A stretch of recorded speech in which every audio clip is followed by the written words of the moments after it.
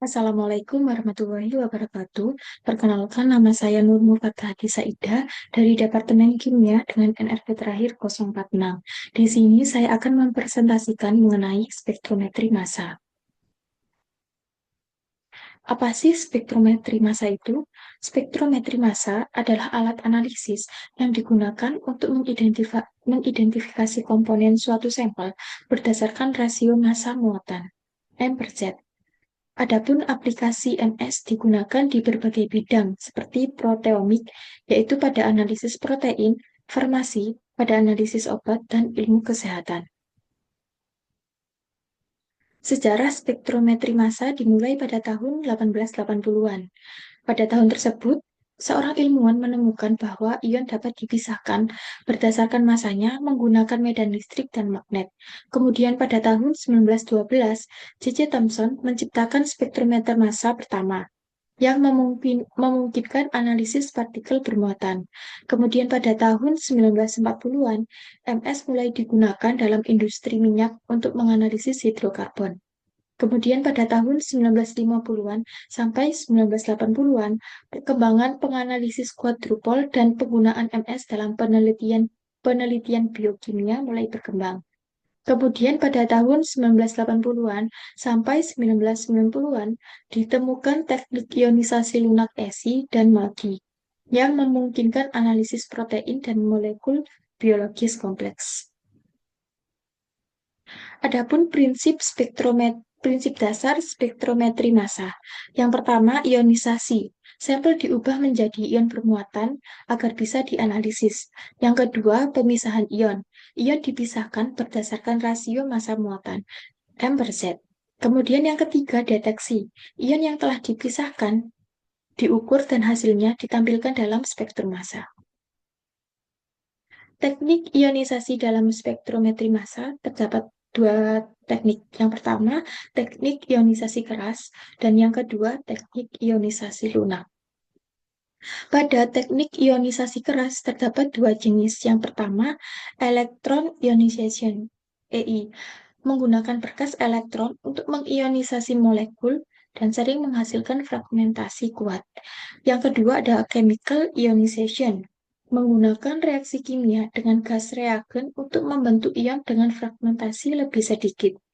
Kemudian pada teknik ionisasi lunak terdapat dua jenis teknik. Yang pertama ada electrospray ionization atau ESI, mengubah larutan sampel menjadi ion dalam fase gas. Yang kedua ada MALDI, menggunakan laser dan matriks untuk mengionisasi biomolekul tanpa merusak struktur molekulnya. Berikut merupakan gambaran mengenai proses ionisasi dalam spektrometri massa menggunakan metode EI. Kemudian saya akan menjelaskan mengenai electrospray ionization atau ESI. Prinsip kerjanya yaitu sampel dalam larutan disemprotkan melalui jarum bertegangan tinggi, kemudian menghasilkan tetesan bermuatan yang menguap, kemudian meninggalkan ion dalam fase gas yang dapat dideteksi oleh MS. Adapun keunggulan dari ESI yang pertama, cocok untuk biomolekul besar seperti protein dan DNA. Yang kedua, dapat dihubungkan dengan kromatografi cair LC-MS untuk analisis kompleks. Dan yang ketiga, menghasilkan ion bermuatan banyak, memungkinkan analisis molekul besar dengan deteksi M/Z yang lebih rendah. Kemudian saya akan menjelaskan mengenai Matrix Assisted Laser Desorption Ionization atau MALDI. Prinsip kerjanya adalah yang pertama, sampel dicampur dengan matriks organik yang dapat menyerap energi laser. Yang kedua, setelah kering, matriks membantu mentransfer energi laser ke sampel, menyebabkan ionisasi tanpa merusak molekulnya. Yang ketiga, ion yang dihasilkan dipisahkan dan dideteksi dalam spektrometer massa.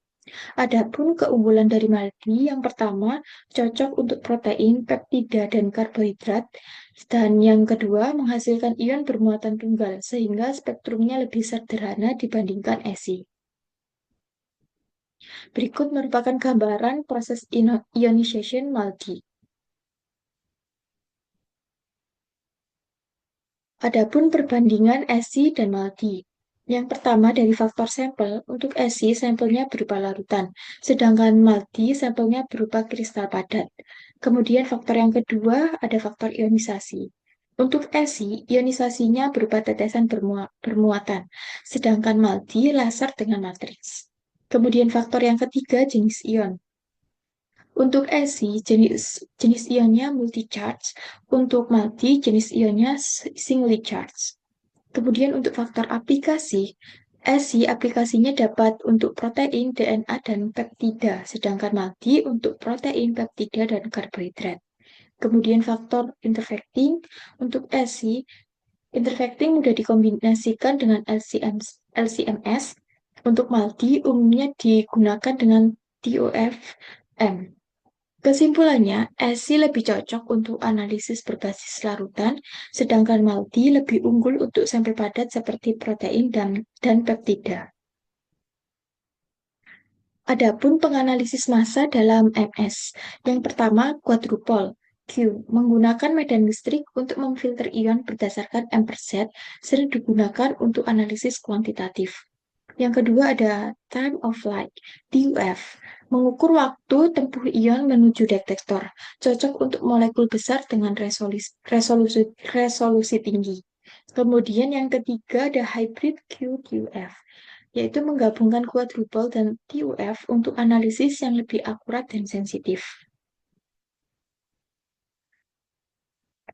Adapun spektrometri massa tandem MS per MS.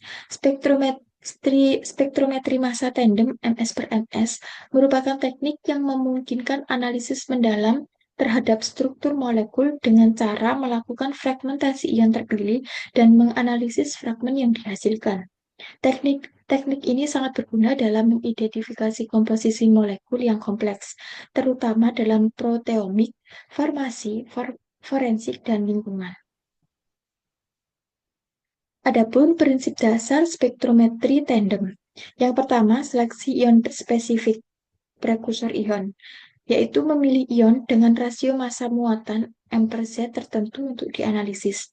Yang kedua, fragmentasi ion, yaitu prekursor ion dihancurkan menggunakan gas inert untuk menghasilkan fragmen ion, produk ion. Dan yang terakhir, analisis produk ion, yaitu fragmen yang dianalisis dalam penganalisis massa kedua untuk mengidentifikasi molekul, mengidentifikasi struktur molekul. Berikut merupakan perbandingan spektrometri massa satu tahap dan spektrometri massa tandem. Pada spektrometri massa satu tahap, ion yang dihasilkan akan langsung masuk ke dalam penganalisis massa untuk dipisahkan berdasarkan rasio massa muatan, kemudian akan terbaca oleh detektor untuk menghasilkan spektrum massa. Sedangkan pada spektrometri tandem, ion yang dihasilkan akan masuk pada penganalisis massa pertama, dan ion yang terpilih akan masuk ke dalam ruang tumbukan, di mana pada ruang tumbukan ini terjadi proses fragmentasi ion. Fragmentasi ion yang dihasilkan akan masuk lebih lanjut ke dalam penganalisis massa kedua, kemudian akan terbaca oleh detektor untuk menghasilkan spektrum massa. Aplikasi spektrometri massa.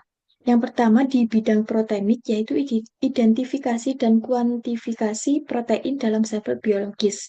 Yang kedua di bidang farmasi, yaitu pada analisis obat dan metabolitnya dalam tubuh. Yang ketiga, bidang forensik, deteksi zat narkotika dan racun dalam sampel kriminal. Yang keempat, bidang lingkungan, analisis polutan dan bahan kimia dalam udara, air, atau tanah. Sekian presentasi dari saya. Adapun kesimpulan dari presentasi yang saya telah sampaikan adalah spektrometri massa merupakan teknik analisis yang sangat penting dalam berbagai bidang, terutama dalam penelitian proteomik, farmasi, forensik, dan lingkungan. Perkembangan teknik ionisasi lunak seperti electrospray ionization (ESI) dan matrix assisted laser desorption ionization (MALDI) memungkinkan analisis biomolekul besar dengan akurasi tinggi tanpa menyebabkan fragmentasi berlebihan.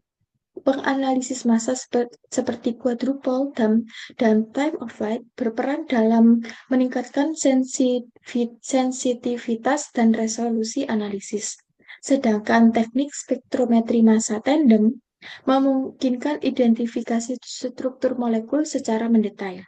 Dengan kemampuannya dalam mendeteksi dan menganalisis berbagai senyawa dalam jumlah yang sangat kecil, spektrometri massa terus berkembang menjadi alat yang semakin canggih dan esensial dalam ilmu pengetahuan dan teknologi.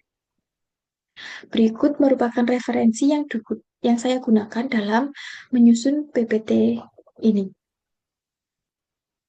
Sekian presentasi dari saya. Mohon maaf apabila ada salah kata dan perbuatan. Terima kasih. Wassalamualaikum warahmatullahi wabarakatuh.